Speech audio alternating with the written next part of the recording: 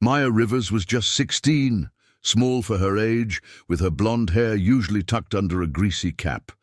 She worked quietly in the maintenance garage of Crestview General Hospital, often overlooked, rarely acknowledged. Most assumed she was there on a school internship, helping sort tools or wipe down engines.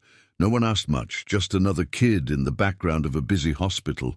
But what they didn't know was that Maya had spent her entire life surrounded by blueprints and circuit boards. Her late father, Arthur Rivers, had once been the hospital's chief electrical engineer, a genius who designed its power infrastructure years before his unexpected passing. Since then, Maya had studied his old notebooks like Holy Scripture. She didn't talk much about him. She didn't have to. She carried his legacy in her hands. That stormy Thursday evening, the hospital bustled with its usual rhythm. Nurses exchanging shift notes, doctors making rounds, patients resting. Then it happened. Boom! A lightning strike somewhere nearby took out the main grid. Seconds later, the hospital plunged into darkness. Emergency backup systems were supposed to kick in. They didn't.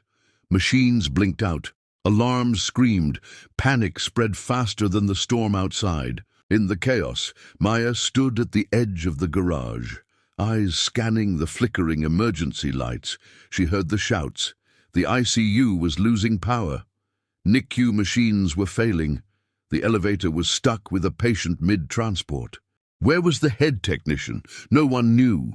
The generator room was sealed off in the lower levels. Hardly anyone even remembered it existed. But Maya did. She grabbed a flashlight and her toolkit and sprinted toward the sub-basement. "Hey, you can't go down there!" a security guard called, trying to stop her. Maya didn't answer. There was no time. Descending the old stairwell, she felt her heart race, not from fear, but from urgency. The generator system was over 30 years old, considered obsolete, ignored for a decade. But she remembered the diagrams her father once showed her.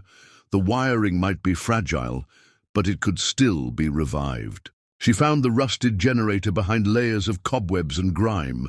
It looked dead, but Maya saw possibility.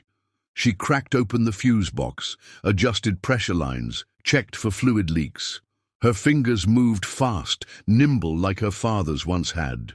Above her, lives were hanging in limbo. A faint hum started. She adjusted a valve. Another spark, a flicker, then power surged. Lights roared back to life. Maya didn't even stop to celebrate. She grabbed her wrench, tightened the final bolt, and exhaled slowly. Upstairs, cheers erupted. The machines were back. Doctors yelled in relief. The hospital had been saved, and no one yet knew who had done it. Back upstairs, the hospital resumed its heartbeat.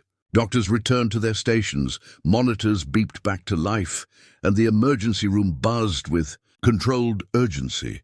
But amid the chaos calming down, no one knew that a teenage girl in a grease-stained hoodie had single-handedly stopped a disaster. Maya quietly walked up the back stairwell, her hands blackened from oil, her sleeves rolled and soaked with sweat. She didn't expect applause. She didn't want it. She just wanted to make sure no one else got hurt. But someone had seen her. Mr. Connors, the hospital's newly appointed CEO, had been stuck in the elevator during the blackout. When power returned, he demanded to know who got the backup running.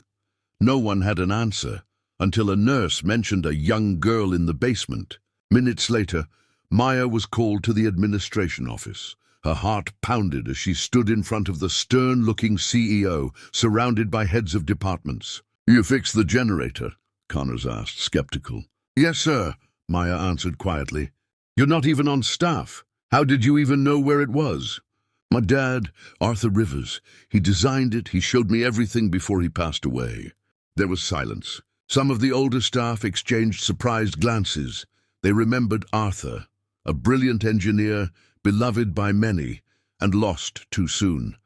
No one had connected Maya to him. She had always stayed in the background. "You're telling me you read and understood that system on your own?" "I memorized it. He taught me how it worked." Connors looked stunned. The lead technician, who had failed to respond during the blackout, stood nearby, face flushed with embarrassment. "You not only saved this hospital," Connors said slowly, "but you may have saved multiple lives tonight." Maya's eyes lowered. "I didn't do it for praise. I did it because he would have." A pause.